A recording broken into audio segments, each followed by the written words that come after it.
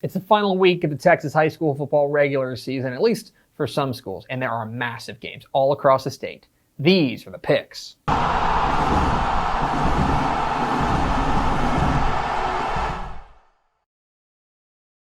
Welcome into the picks presented by Visit Arlington, your guide to the Texas high school football weekend. My name is Greg Tepper of Dave Campbell's Texas Football and TexasFootball.com. Thank you so much for tuning in. We're into week 11 of the 2020 Texas high school football season, and this means different things for different teams. For 4A and below, this is it. This is the end of the regular season. There are win or go home games for a number of teams across the state. Starting on this weekend, you can find playoff brackets at TexasFootball.com/playoffs for 4A and below. Yes, the playoffs start next week. For 6A and 5A, of course, with the delayed start, they're still a few weeks behind, but they are getting into the real thick of district play. And as a result, I think we've got our best slate of Texas high school football games yet this season, and that is saying something. Huge games everywhere you look, but we start in Dallas. 7 o'clock Friday night at Longhorn Stadium in Cedar Hill. It's the Battle of Beltway. It's the rivalry game between Desoto and Cedar Hill, a top 10 6A showdown. What are the keys to this matchup? Key number 1, quarterback duel. I'd love to just get really hipster and technical and tell you, well, actually, it's this very small thing that's probably going to decide the game. But sometimes the most obvious thing is the thing that's going to be the most impactful. And to me, the fact that you have two outstanding quarterbacks is probably going to have a big impact on this game. DeSoto quarterback Samari Collier has been excellent. The Illinois commit is a superstar and a guy who I really think has taken a step forward in his development in the early part of this season. Going up against Caden Salter, the Tennessee commit over on Cedar Hill's sideline, and he can do everything. Man, I think this kid is a star, plain and simple. And you're going to have two of the very best young quarterbacks in America going at it on Friday night. So look, in this huge rivalry game with a lot on the line, which QB stands up big? Key number 2, how far has DeSoto's defense come? And that's a big question for DeSoto, not only in this game, but also, I think, for the rest of the season. Last year, DeSoto's defense was okay. It's fine. You know, there's nothing special, I don't think. But I think in the early going of 2020, they have taken a significant step forward. It's not just the superstars like Shamar Turner, their blue chip defensive end, but also a lights out secondary, a really hard hitting linebacker core. This team plays as a unit on the defensive side. Earlier this year, they handed Converse Judson their first shutout loss in, I think, more than 15 years. This is a defense that's playing significantly better. It's going to provide a huge challenge to this Cedar Hill attack. So, exactly how far has this DeSoto team come? And key number 3, Cedar Hill's pass rush. I think if the Longhorns are going to win this game, they're going to win by getting a push up front defensively with their front four, and there's every reason to think that they can do that. I think the front 7 for there is very, very talented, especially coming off of the edge. When you're dealing with guys like Harvey Dyson and Sincere Massey, they have been able to get in the backfield and cause havoc for the opposing team, especially against a dynamic quarterback like Samari Collier. That is going to be especially critical. Make this DeSoto offense uncomfortable. So, can Cedar Hill get into the backfield and wreak havoc? Who am I picking?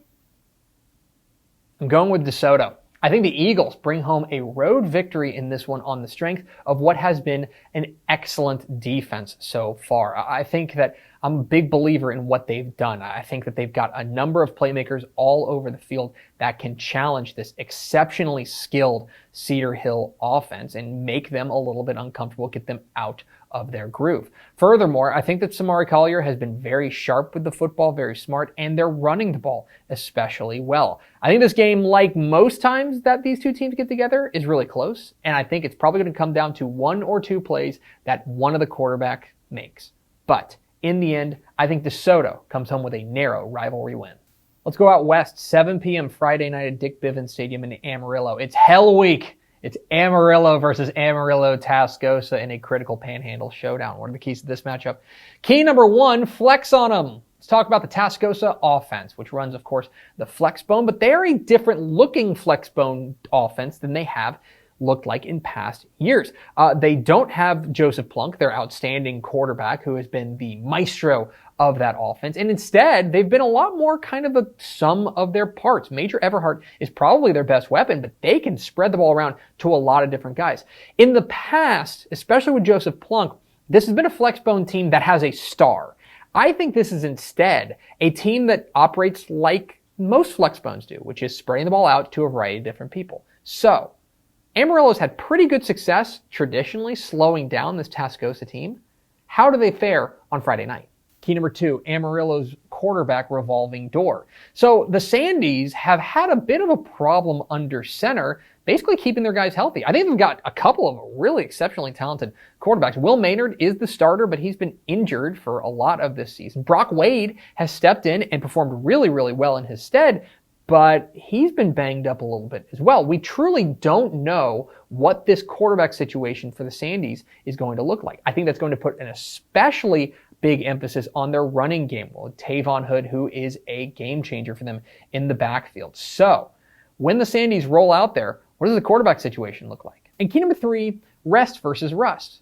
Let's talk about a very 2020 subject here, which is teams taking unexpected weeks off. That's what happened at Tascosa last week. They were supposed to play Lubbock High in district play. Lubbock High had a COVID-19 outbreak. They had to forfeit their game. Tascosa suddenly doesn't have anything to do last week. Meanwhile, Amarillo goes and takes down a very talented Lubbock Monterey team and does it in kind of a gutty way. So, look, if you're riding the hot hand, it's Amarillo. The Sandys have played most recently. They've won, I think, an impressive game most recently. Meanwhile, Tascosa has been kind of sitting around. But that also gives them an opportunity to get healthy and rested. So, in the eternal battle of rest versus rust, where does Tascosa fall? Who am I picking?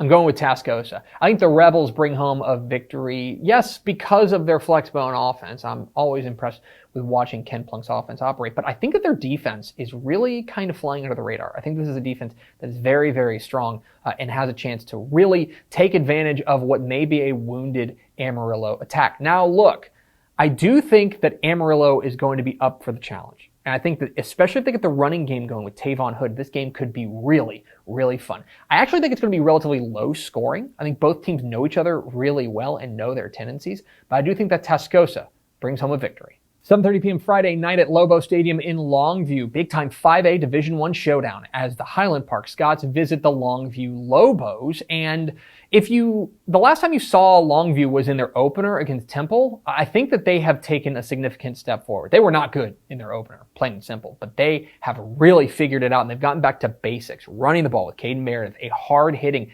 physical defense. This is a team that's playing bully ball. They want to go out there and be more physical than the opponent, and that's how Longview tends to win. Going up against a Highland Park team that got a late start because of a COVID-19 outbreak, but since then, they have been excellent, especially offensively. Braden Shager, the new quarterback, has been great. The big offensive line is grinding out, and their defense has been excellent. Just go ask Rockwall, who got shut down by the Scots a couple of weeks ago. Fantastic matchup. We've been excited about this game ever since realignment was drawn up. There is one very interesting element to this, which is Highland Park traveling. They are going 2 hours to Longview, and plain and simple, they don't do that. They never travel outside of DFW, basically. They played a playoff game against College Station in Waco in 2018. The last time they went any farther than about an hour and a half outside of DFW was when they played in Shreveport in 2006. Yeah, that's the year after Matthew Stafford left. So that's another big element in this game. I think this game is close. It's going to be an interesting stylistic affair, but I do think that Highland Park comes away with a narrow win. 7:30 p.m. Friday night at Sand Crab Stadium in Port Lavaca. A huge game on the coastal bend as the Corpus Christi Calhoun Wildcats take on the Port Lavaca Calhoun Sand Crabs. Two teams that run the ball, two teams that do things very, very differently. At first glance, you'd be like, oh, well, they're just two running teams. But they couldn't be more different. Cal Allen's style is, of course, to grind it out and to hold onto the ball and to rely on the outstanding running game of Jeremiah Earls. 3 yards, cloud of dust, outstanding defense, bada bing, bada boom. Right? That's how Phil Danaher has become the all-time winningest coach in Texas high school football history. For Calhoun, this is a much more explosive team. They are high-powered flex bone attack. They kind of what they call like the flying veer, and they've got playmakers. Jerry Stewart, the quarterback, and the outstanding fullback in Steve Johnson. I mean, they hung 77 on Corpus Christi Miller. That's incredible. The offense has been excellent. This is a game decided by pace. Can Port Lavac Calhoun get out and run, or will Cal Allen slow this thing down? I think this game is very close, but I give the Sand Crabs a very narrow edge at home. And 7 o'clock Friday night at Fair Park Stadium in Childress. It's a big-time 3A Division II showdown.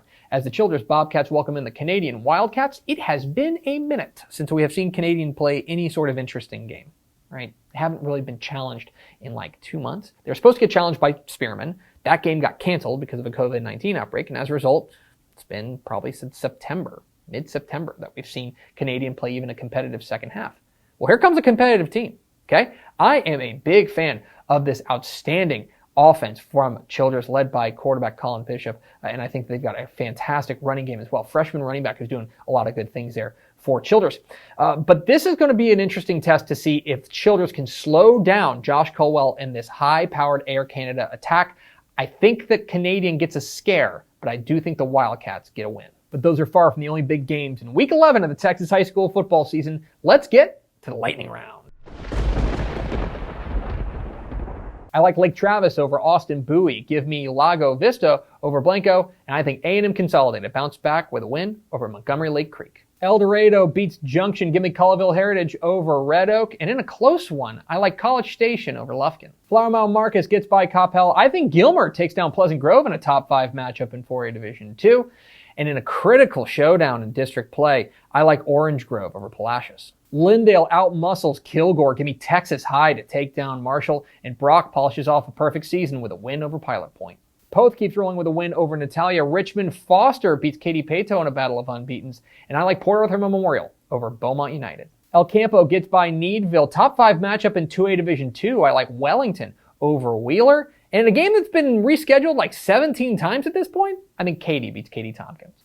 Center over Rusk, Dieball over Cold Spring Oakhurst, and Dumas wins the district title with a win over Pampa. The strangest game of the year, I like 1-0 Raymondville over 0-1 Port Isabel for a playoff spot. I like Sharyland Pioneer to beat Sharyland, and give me Odessa Permian over Odessa. Big action in San Antonio, I like Cibolo Steel over San Antonio Wagner. I'm going to go with San Antonio Johnson over surprising San Antonio Roosevelt. Keep an eye on that one. And I'm going to go with Smithson Valley over New Braunfels. I like Laredo United South over Laredo Alexander. Big game at the Graveyard. I like San Saba over Cisco. And give me New Deal to get by Sundown. Argyle finishes perfect with a win over Paris. Idlew finishes perfect with a win over Lubbock Roosevelt. And Hamlin finishes perfect with a win over unbeaten Lockney. I like Rockdale over Lorena. Give me Pottsboro to take down Winsboro. And Gunner beats SNS Consolidated. And a pair of huge 6-man games in the final week of 1A play. I like Strawn to get by rival Gordon, and give me Jayton just barely over Motley County. And those are the picks. What am I wrong about? Which games did I leave out? Comments down below. Don't forget to hit that subscribe button. Follow us on Twitter at DCTF. Like us on Facebook, facebook.com/Dave Campbells. Follow us on Instagram, instagram.com/Dave Campbells. And of course, see us at texasfootball.com. Coming this weekend, Texas high school football playoffs at texasfootball.com/playoffs. So be there. Thanks for watching. Enjoy week 11 of the Texas high school football season. Be safe, wear a mask. We'll see you.